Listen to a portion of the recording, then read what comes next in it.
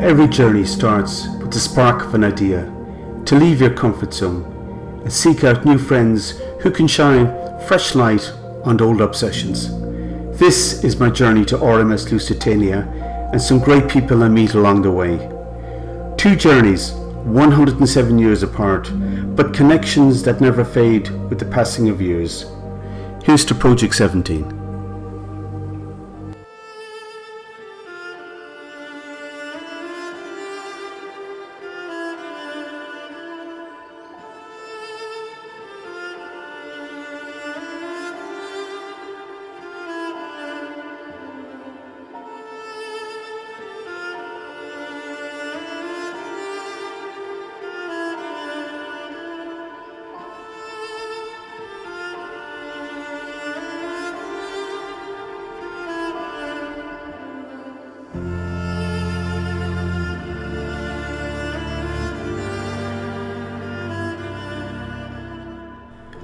Life so very often appears as an unfolding sequence of events which, after a tragedy, are thrown into such harsh and unforgiving relief.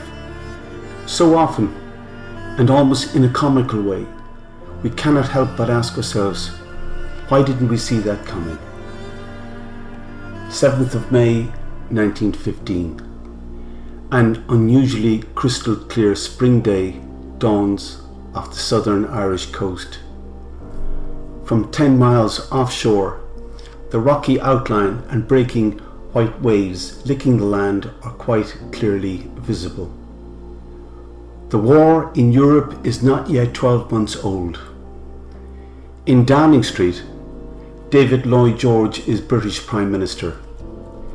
In Washington, Woodrow Wilson is President of the United States, still disengaged from the spiralling conflict engulfing Europe and spreading. Germany still has its Kaiser, Wilhelm II. The Austro-Hungarian Empire still creaks along as a curious European artifact.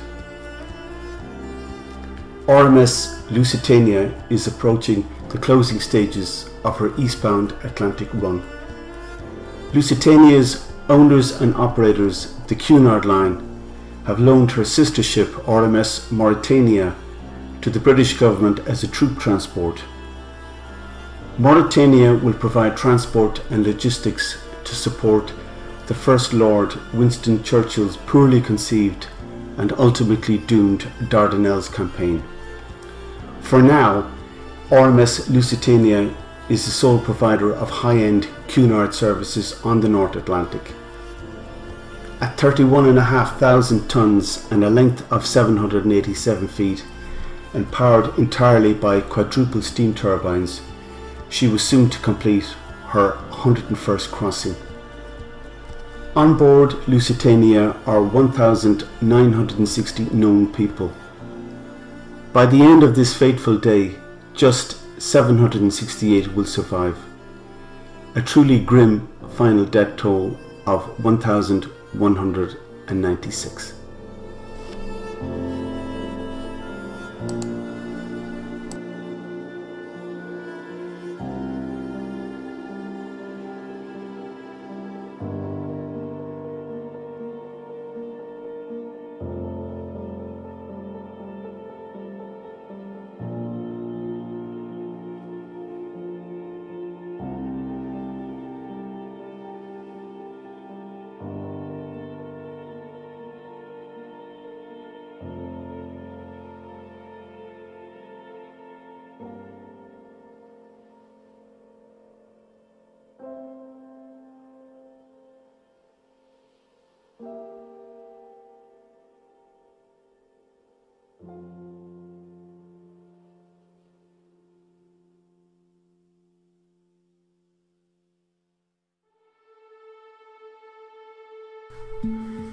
We joined Sea Hunter, a 2007 built 42-foot support vessel previously used by Project 17.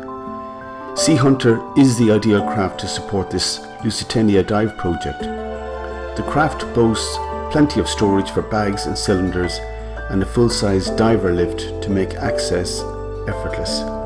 The The journey from Kinsale Harbour to the wreck site is approximately 12 nautical miles. What can I say about them? Some of them are pretty state of the art. The boat was designed and built originally by Gavin because he himself was a tech diver, and you don't normally get these controls on this type of boat.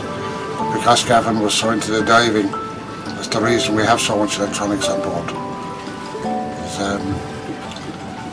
Unfortunately, Gavin can't do as much diving as he would like to, so I end up getting the privilege of taking them out. It's almost 2 hours. It's from where we're sitting here on the marina, it's almost 20 miles out. It's 12 miles off the Old Head, but the Old Head is quite a distance from here. You're looking at basically roughly 2 hours to get there. Okay, and John, when is the first diving day for this expedition? We are hoping, it should have been today, but as you can see the weather has kept us in port. So we are hoping that possibly Sunday that weather should have improved and we'll get out on Sunday morning. When it comes to the pantheon of Lusitania divers, one name truly stands out, and that is John Light. Light and his team commenced diving in 1960 and concluded in 1962. Despite superhuman efforts, the photographic results were constrained by the technology of the time. He did, however, meet and subsequently marry Muriel Acton, a local Kinsale girl. By 1967, as diving technology evolved, and with backing from a US publishing house, the wreck was bought from the War Risk Association of Liverpool for £1,000 sterling. Light purchased and fitted a Scottish fishing trawler, but soon new monies were needed. A much larger French steel-hull trawler, the Kinvara, was bought. The Kinvara project was beset with technical difficulties and very few actual dives were made. Light left Kinsale in 1973 for London, trading wreck exploration for archive exploration with NBC as a sponsor. It was then that his true talent as a researcher emerged. With fellow researchers Roskill and Beasley, the trio frequently met to debate their findings. Winston Churchill became the central focus of Light's study. At every opportunity, Light went at first hand to visit descendants of Lusitania's key figures, including Captain Turner's companion, Mabel Every. It was here, with access to private family papers, that his research gained traction. John's exhaustive British research was also replicated in the US, at the National Archives, and within the Office of Naval Intelligence. Light accumulated 15,000 documents as material for a book. Light passed away on May the 19th, 1992. His archive is in private possession of his family to this very day.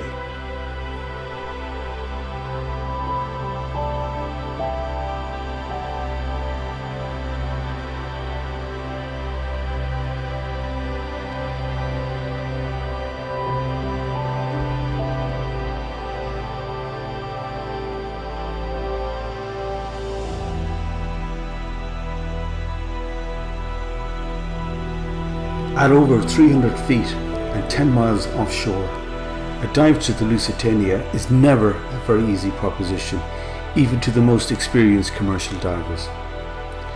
With visibility often clouded, strong currents emanating from the headland, and the chilling water temperatures, a time at the bottom of 25 minutes is considered productive, but still involves a 2.5-hour runtime.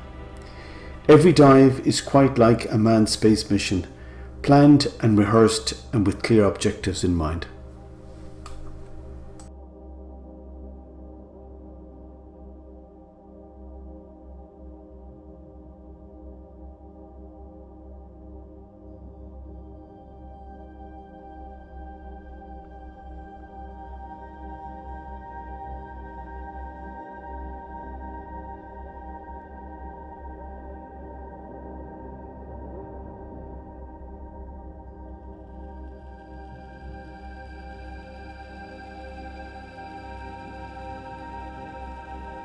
Project 17 is well represented with a strong contingent from Belgium. Vic Verlinden is without a doubt the photographic expert within the group. Vic has enormous experience technical diving on wrecks in the North Sea, and in the days leading up to the diving expedition, Vic was kind enough to give us some time. Vic, the quality of your photographic output is truly remarkable. Can you give us a rundown of the photographic equipment you're using? Yes, I'm using a Sony camera. It's a high resolution, of course. It's a digital camera. I have lost new one, the R7 III, and I use it in housing from Easy Dive. It's Italian made, and it's working till 150 meters, so it's can get a high pressure, yeah, like on the Lusitania. And for a strobe, I use just electronic strobe from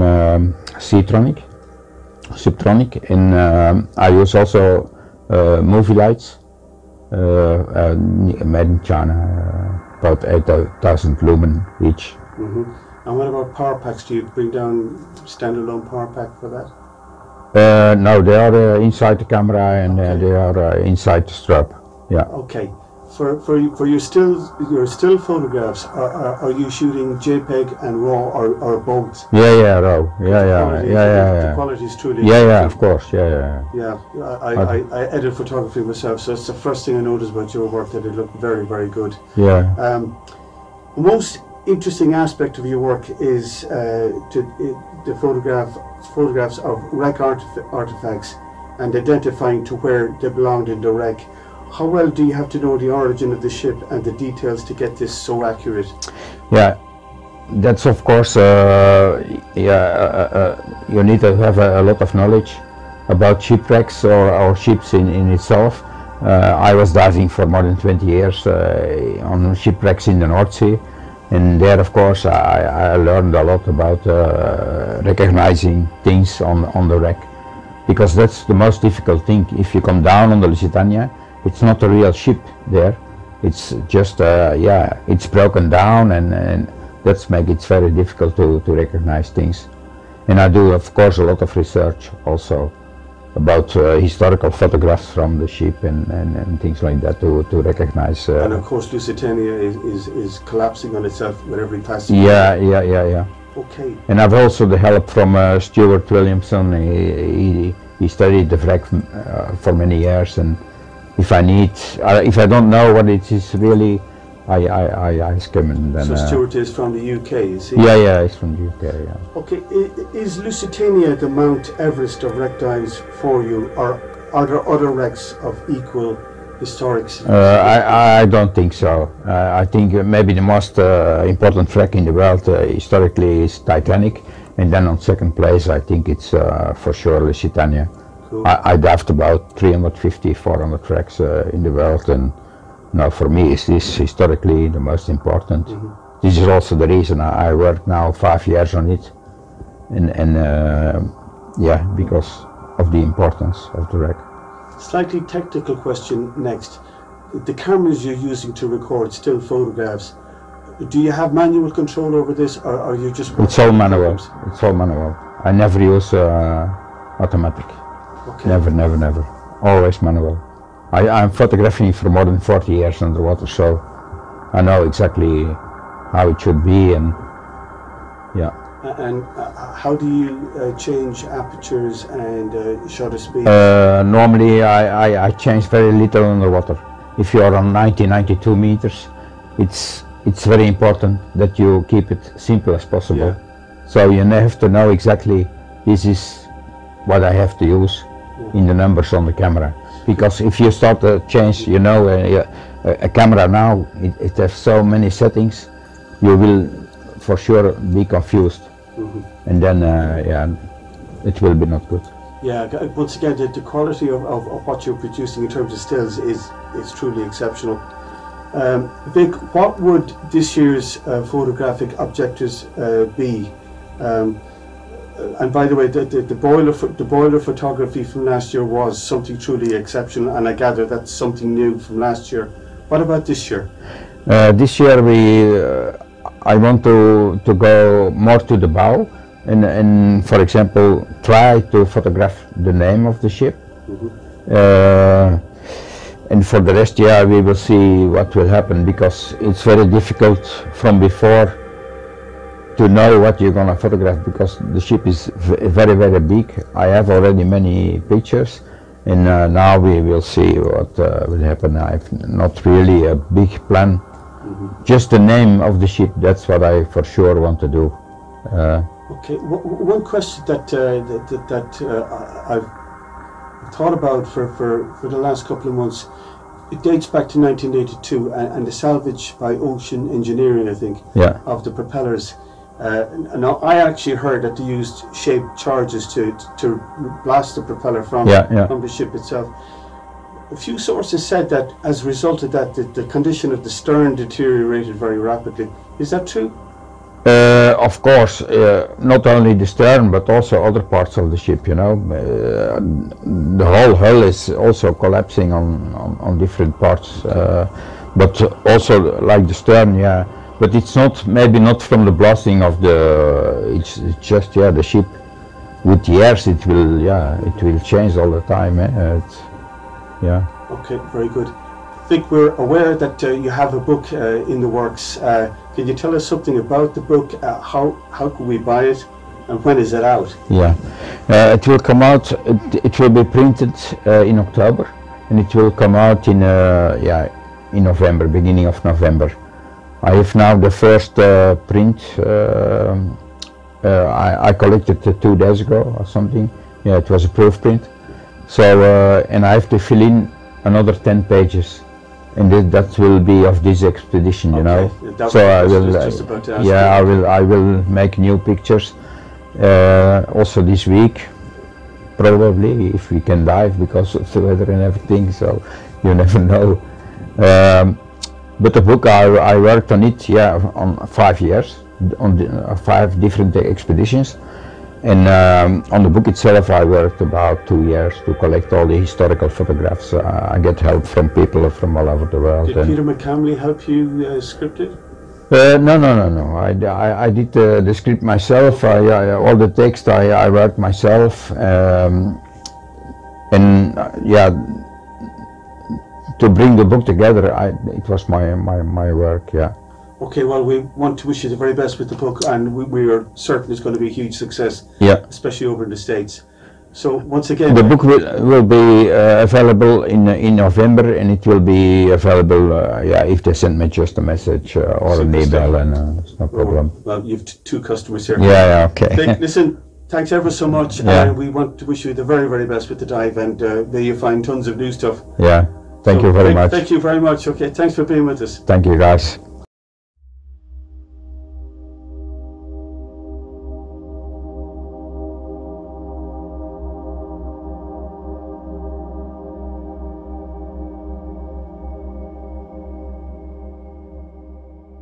Stu Williamson hails from Rolls-Royce country, that is Derby in the United Kingdom.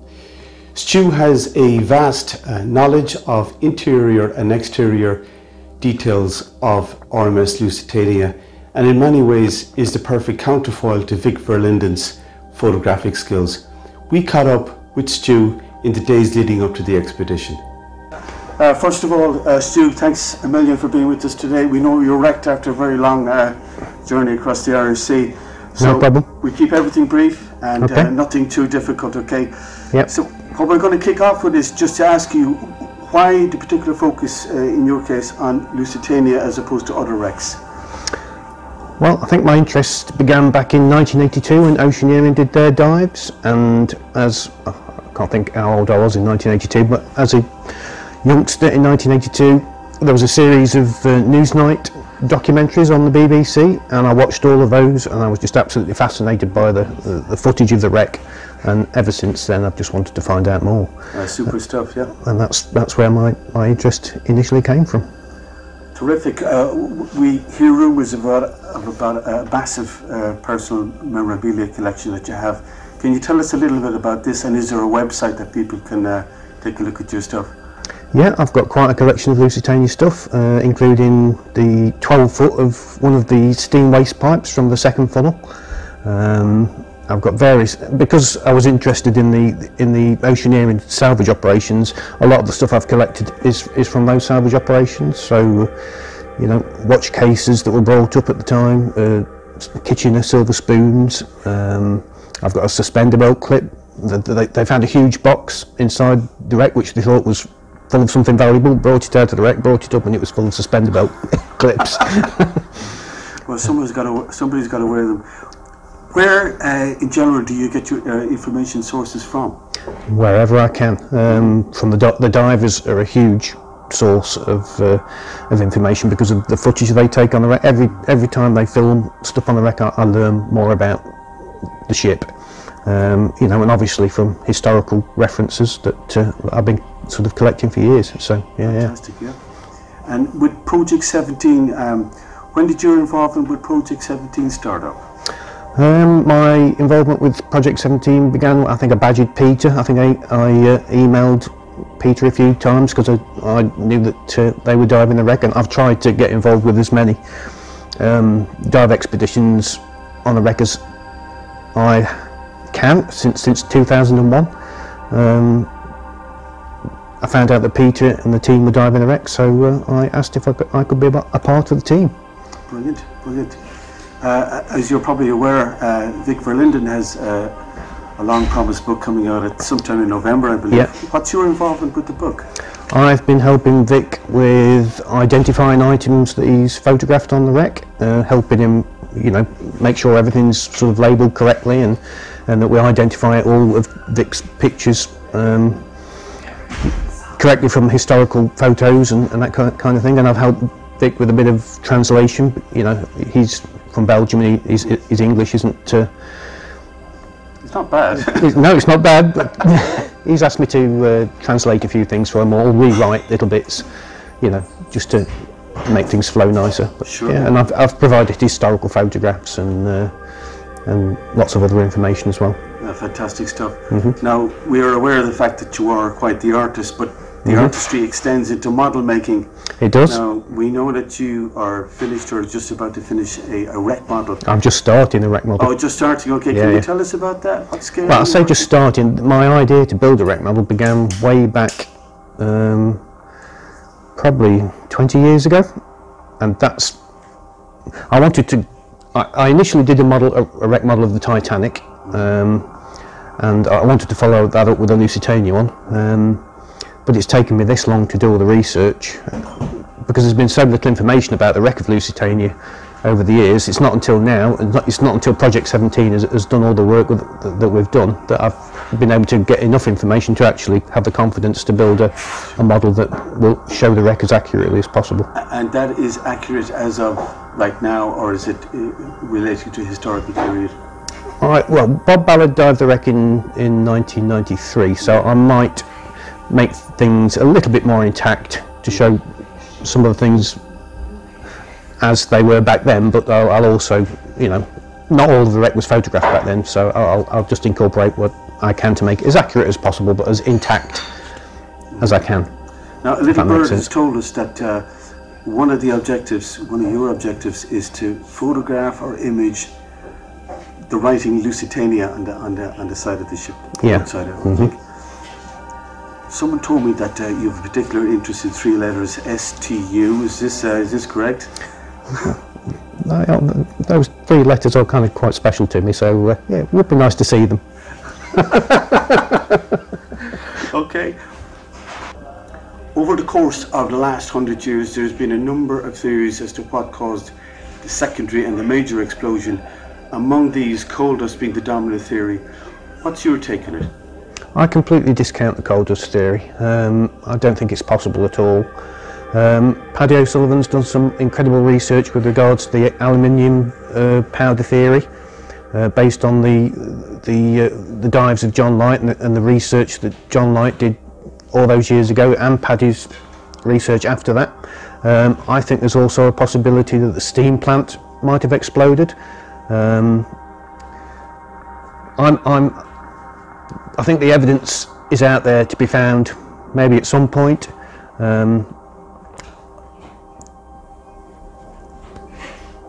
think only a few more research, more dives will eventually, hopefully, find out what the true answer is. But I don't think coal dust has anything to do with the sinking of Lusitania.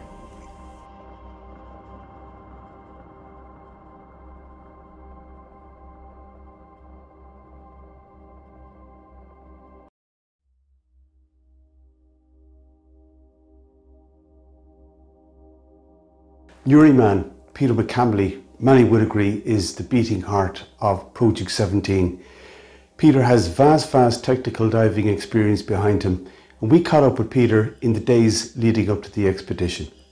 Peter, thanks very much for coming along here, giving us your time and letting us talk about one of our favourite subjects, which is Lusitania. It's our pleasure. First question I want to bounce over to you is exactly how challenging is a 300-foot dive, and typically what's the run time? Diving a 300-foot dive is basically all about having the right people, doing the right job at the right time, and it's a team. No one person can put this all together, not for as long as what we're doing it. Perfect. For this expedition, is the team using trimix or closed cycle systems?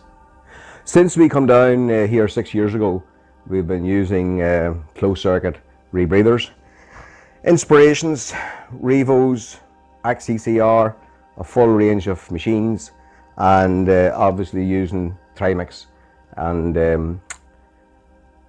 that's what we have been using. Perfect. While we're just about to start the 2022 diving project, over the years, what have been your most significant findings with the Lusitania wreck? At the outset, we had Corey Heitman with us and Dave Gratian. We've always had a core team, and fortunately that's 6 or 8 members have managed to stay with us for the full 6 years. Corey Heitman and Dave Gratian at the outset were phenomenal assistants in helping us with the photogrammetry. Due to work, they had to leave after 2 years, and then in the 3rd year onwards we had Claire Fitzsimmons from Newcastle University come on board with Steve Saunders, and they really put the whole photogrammetry into overdrive. And the photogrammetry, finding the artifacts, having Stuart Williamson on board as well. No one knows the Lusitania like Stuart Williamson. Right. Although not a diver, he knows every single inch of that wreck. And when we would come back up after our dive, we would be interrogated by Stuart, and Stuart now knows the Lusitania in his mind and is now putting pen to paper in order to draft both a model and also sketches and hopefully a painting of Lusitania in her present situation. You lost a key ally in Greg Bemis. Is it more difficult to organise these expeditions without his presence now? Yes, we lost a valuable ally when Greg left us. He was passionate beyond belief. His passion, dedication, focused determination was infectious.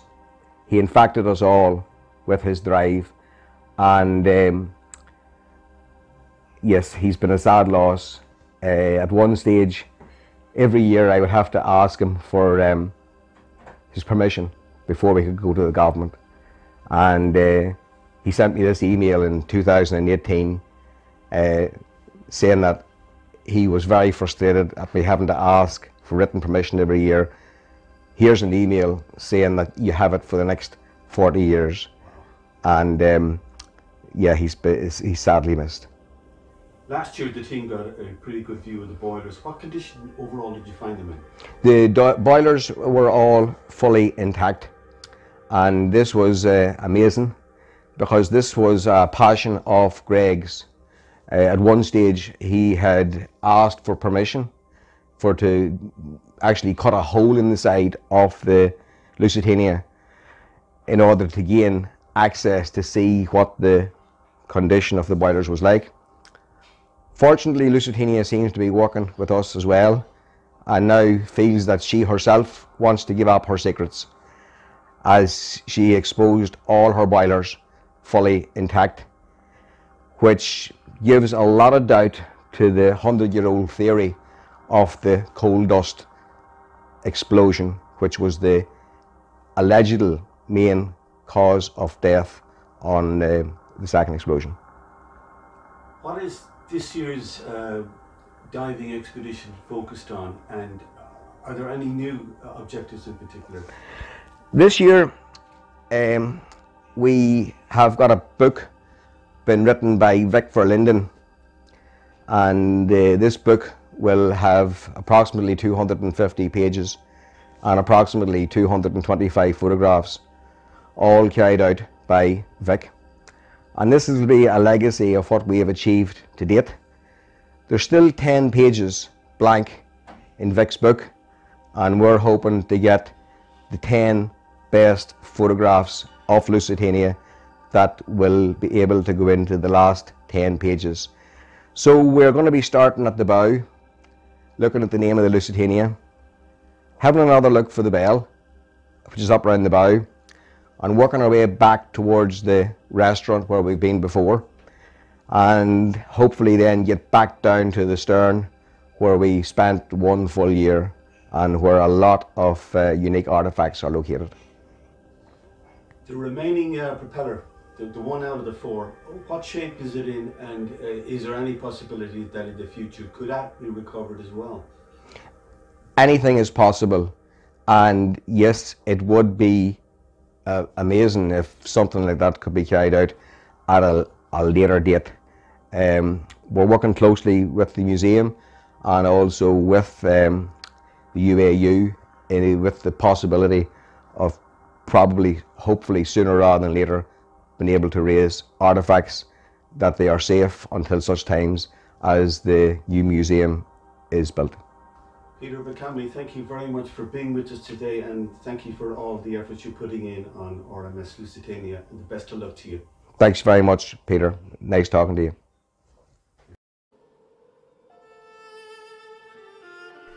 It has been 107 years since the loss of RMS Lusitania. The scale of the tragedy was enormous then, and it reverberates down through the corridors of time. My father once told me that the first casualty in any major conflict is the truth. This maxim holds true today as we witness a dangerous and escalating conflict in Eastern Europe with its parallel disinformation wars. In researching this documentary, at its earliest stages, one image drew me from the macro to the micro aspect of the tragedy.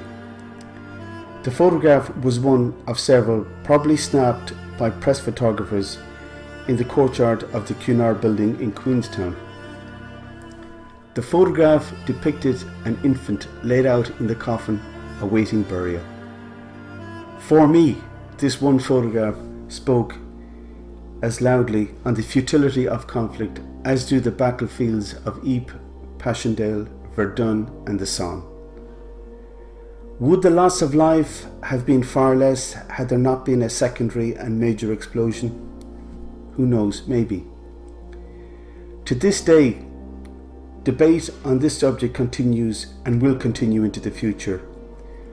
Coal dust, boiler explosion or munitions explosion, each explanation has its own followers.